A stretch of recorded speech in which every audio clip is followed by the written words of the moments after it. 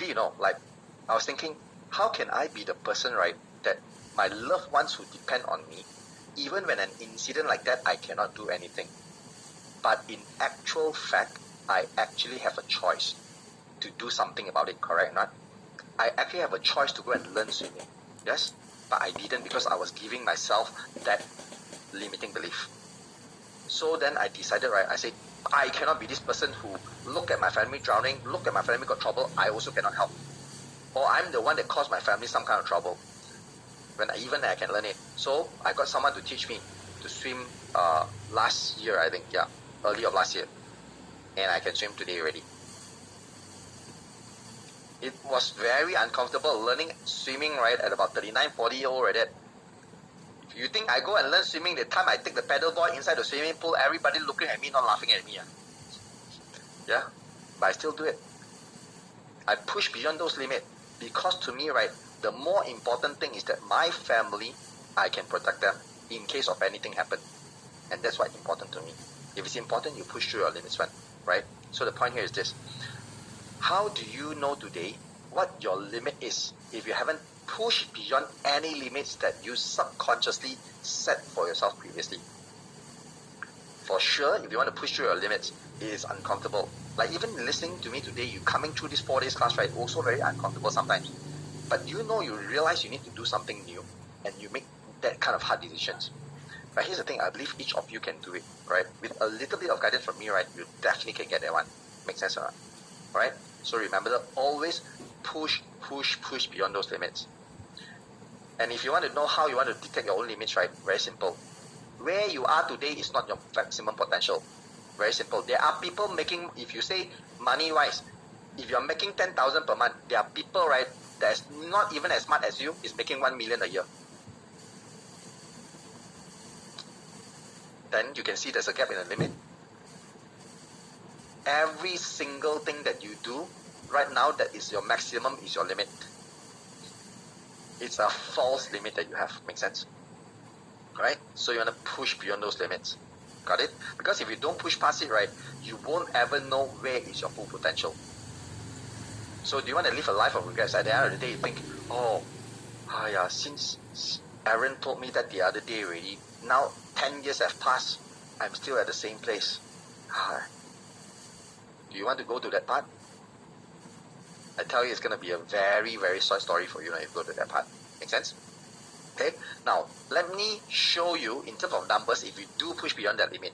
Because you see, most people at 30%, they think that's very good already. But Wee Xiong went to 70%. So let's just say you do until 70% closing. You know how much exponentially your income and your sales will be? 38x, everybody. Can you see? It is so damn easy to increase your income and your sales if you just know how to do the right things. Make sense? You see? Just by 30% jumping to 70%, you can get 38x without changing all of this. So is this important or not? Do you think the closing rate is very important? Do you think pushing your limit is very important? Yes or no? How many of you is committed to actually pushing beyond your limit? Push beyond what you normally do. Push beyond your comfort zone. Now, I cannot tell you want to push. I cannot tell you to push. You have to want to push through it. You have to be committed to push through it. The moment you do it right, you can see a world of difference in front of you already. Make sense? Okay, very good. Thank you for being committed. Now, just to show you again, right, a very visual picture. See, right, if a closer on the left, like the girl there, is laughing because her income is is so high because of this 40% closing rate, whereas both of them are doing with 100 people only, 100 customers. But this one got 5% closing rate, this one got 40%. But in order for the guy, right, to make the same amount of income with that kind of closing rate, you see what he must do? He need to increase his opportunity to 800 people. And then only he can increase his income. So question to you guys, which one wastes more time? 800 people or 100 people that you have to meet? Don't need to say, right? It's actually 800 people, right? If a person can meet 100 people 1 month, then you need 8 months to actually finish that, to make the same amount of income. That's why a lot of people is stuck. Because they keep on focusing on increase this number only, never focus on this. Alright? And if you do focus on this, right, you see what's going to happen? Number one, it's going to make you more results with less effort. You're going to save a lot of time because you don't have to meet 800 people. You need 100 people, you can actually get the results of same like meeting 800 people, right? And it has the highest return on investment if you invest your time and money into it. And when you know how to close properly, you can actually impact your number of leads that you can get, the average transaction size, and the number of times customer come and buy from you. And you can see result fast. So anyone here like to get result fast or not? Type in fast. Okay. You know what you must do? Take fast action. Yesterday I asked you to do the homework fast, go and do. If that one you also don't do, how do you expect yourself to get the result fast? Make sense? Okay? Now, and that's the reason how this girl is actually laughing when the guy is not laughing. Alright? So circling back to this, right? Whether in business or as an agent or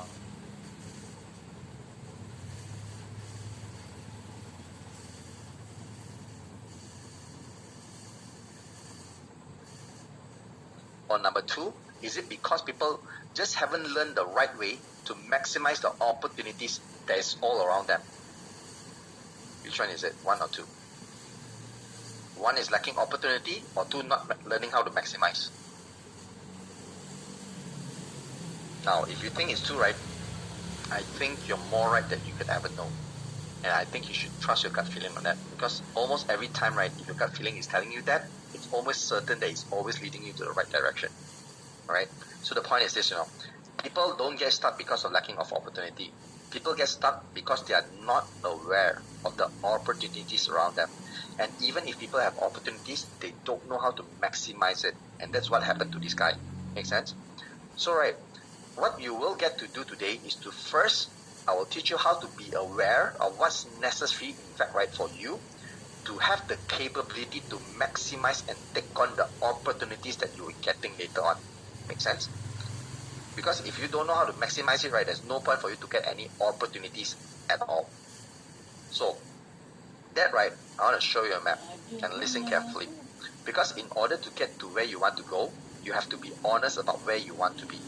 Now, I can show you how you can get to where you want to go. But first you have to tell me honestly, because you see, right, if I can get you from here to here, but you are actually here, then we have misalignment already. Make sense?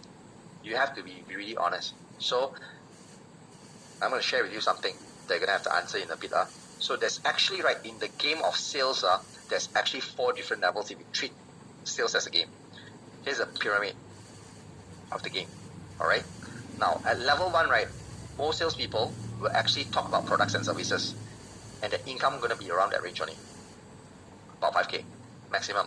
And at level 2, these are the people that usually know how to talk about the problems that the product can solve. But their income going to be probably 5 to 15K maximum.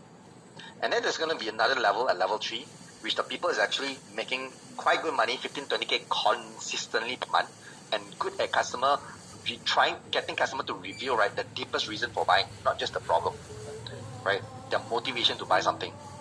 And then there's another level above this, which is mastery, which is these people are actually earning more than 25,000 per month consistently, and they're very, very good at triggering the demand in customer mind. And they can sell one-to-one and sell one-to-many.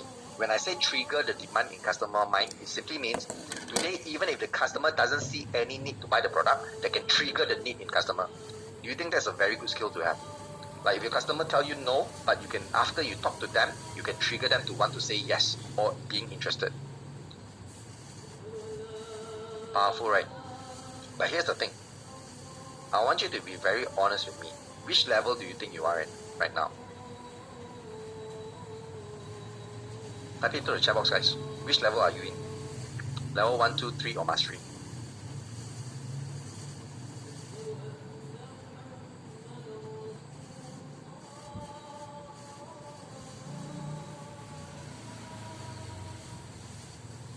Okay. Only a few of you, a very small number of you is above the red line. Most of you is below the red line. Now, if you notice the red line, right, here's the thing. This is the danger zone, right? The dotted line there. You know why is the danger zone? Because people who are at this level, mastery and level 3, right, they can just come and take your customer away, and then after that, right, your customer will never go back to you. Because you see, chances are when people are level 3 and mastery level, right, they know how to sell the right way, and therefore customer will be very comfortable with them and stick with them for a long time. Make sense? And that is why, right, when you are level 1 and level 2, right, if you do not go fast go and get to mastery or level 3, right, you will always have a chance of your customer being taken away by somebody else. Make sense? So like me, right, when I buy things, if the salesperson is damn good, right, like let's say they're level 3 one, I'll stick to that person one, Make sense? So you really want to pay attention, right, and listen and be aware of what I'm going to be sharing with you today. Especially, right, if you're really at level 1 and level 2, alright? By the way, you want to take note of this. You don't want to find somebody, right, who's actually the same level as you, maybe level 1, level 2, they're same level as you, and then you go and learn from them. You have to find somebody that's above your level, preferably level 3 and above, to teach you something. Because based on what I've observed so far, right, when people are at the above the dotted line one, they're usually very, very skilled about something that I'm going to share with you next, right? So please take note of this, because a lot of times when I see mistakes, right, is that when they're level 1, level 2, they also go and ask the people who are level 1, level 2 one. And then in the end, everybody is doing the same thing. Make sense? Okay, that's the one of the issue. It's not really about you don't know how to close sales. It's because you're asking the wrong person. Make sense? So, you see, what does it take, right, to actually become an ultimate closer at the mastery level or level 3? Now, what I do is that with my inner circle members and my previous students, right, I teach them this system, which is the ready, set, and close system. Alright? And everybody, who here knows what is the Pareto principle, 80-20 rule? You know, right? Like, you have to focus on the 20% of the things that will get you 80% of the result. Right? Don't try to do 80% and get 20. Means if you invest $80, you get $20 in return. Or would you rather invest $20 and get $80 in return? Okay, that's the Pareto principle. So, here's the thing. This is the 20% in the sales, this entire thing. Alright? And some of the things, right, that I actually teach inside this system is all things here. Alright? There's a lot of things. The ready part is all about the foundations, but you need to understand the principles. The set part is all the strategies that you can do to get the homework to build up your sales kit, so that at the close part you do all the activities like finding customer, what to say, all the scripting and everything, handling objection, so you can close the sales. And today, right, for me to go through every single thing with you, I got not enough time. Alright? Because this is actually in a training that I'm not doing anymore. I used to sell this training, but I'm not selling it anymore already. I'm closed off to the market, except for my inner circle members only. So right, today I'm going to take out 20% that's going to help you a lot, which is the ultimate closing formula. Alright? So know that this is something from my teaching itself. It's not from a book, it's not from anything, it's from my own experience, from my own system. Okay? So before you start anything, we have to always understand the principle first, and this principle is going to help you to close more sales so that you can actually affect the rest of the things. Make sense? Now, I want you to write this down. This is the ultimate closing formula. Okay? It got 3 components inside of it. Now, here's the thing. Let me ask you a quick question. At the end of this, right, it's not confirm 100% you get close sales. Let me be very frank. You will get the highest percentage if you do all these 3 to get the close sales. Make sense? So the thing is, do you really want to get the close sales, or do you want to get the money from the close sales? Which one is it? Exactly. You want to get the money from the close sales, right? So actually people don't want the close sales. So what I'm trying to tell you, if you are using this formula, right, you are actually making money as a byproduct of you actually using this formula. Okay? So start it off. Everybody, if you're ready to learn, type in ready into the chat box.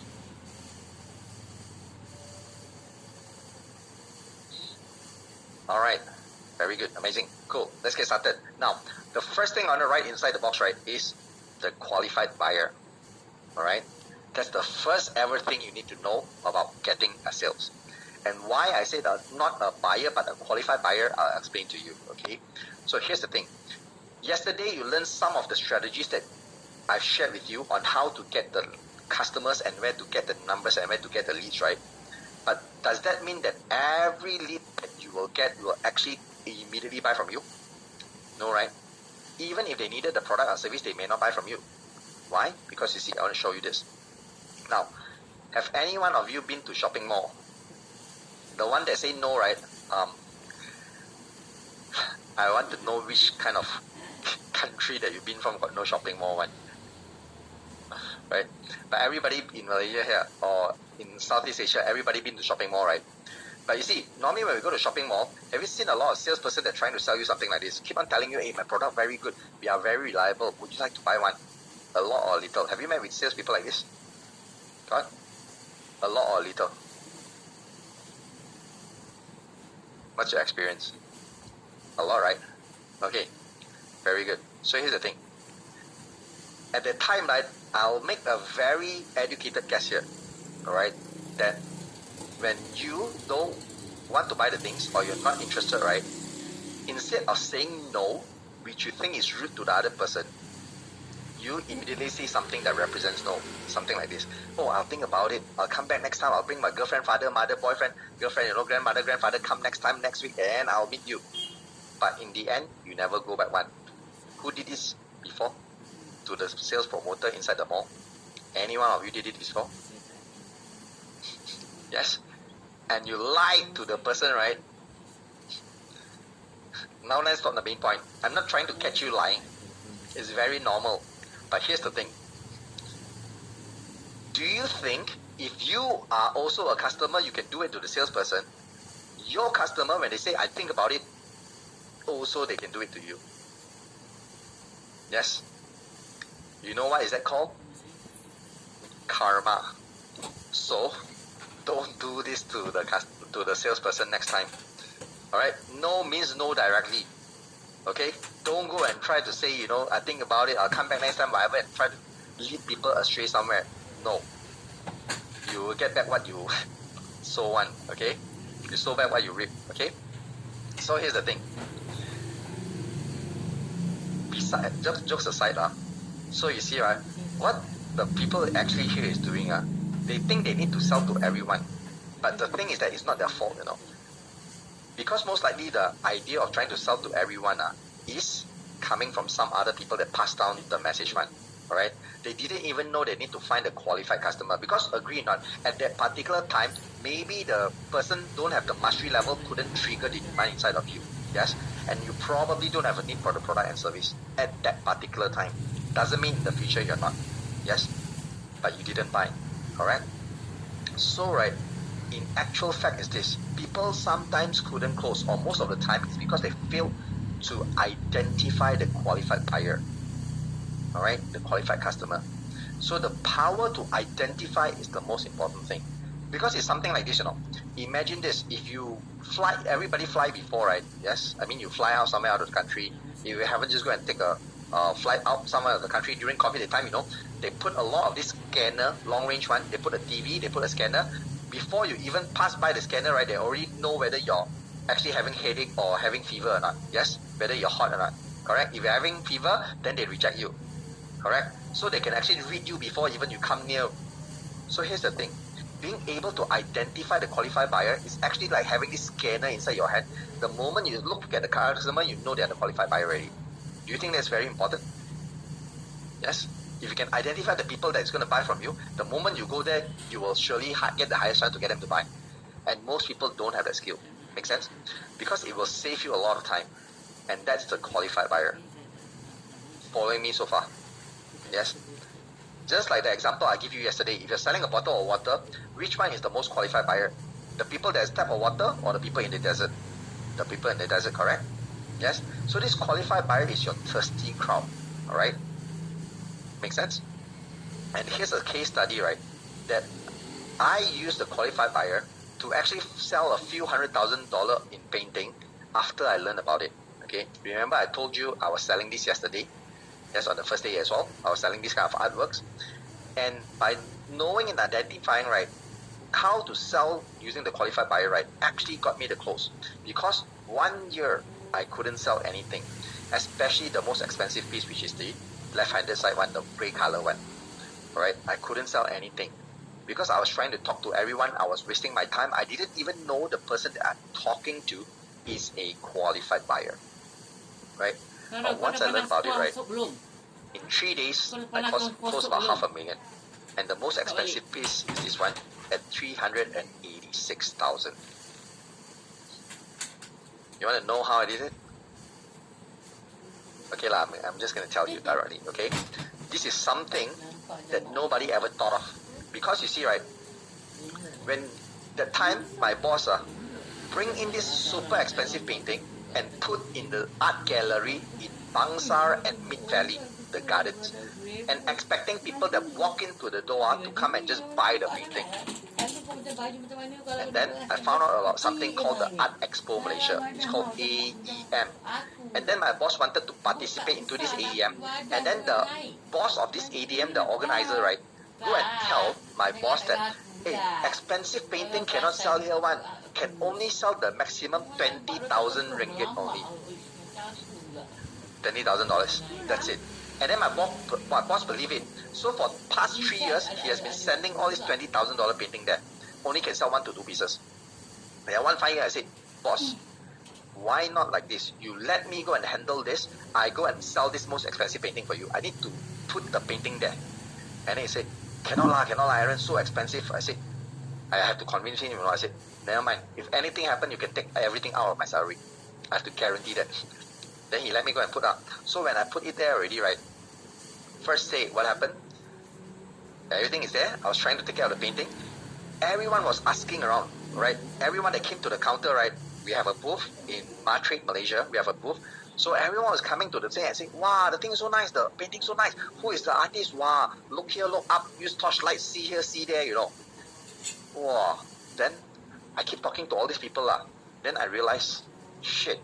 All these people that talk a lot and comment a lot, none of them buy. None of them bought anything. So I start to realize those are not my qualified buyers. Then I think to myself, who the hell in this world would actually have the money to just buy a 300,000 plus painting? And how would the person react? And how is the person going to be like? Then I say, the person that has money must have a little bit of ego one. Agree or not? Yes, for a person to buy a 300 plus thousand painting, they surely buy something different. What kind of people do you think will be able to afford a 300 plus painting? 300 plus thousand one. The person that have 1 million inside the bank account, or the person that has 20, 30, 50 million inside the bank account? Make sense? So, what I did was, on the second day, I don't speak to people anymore.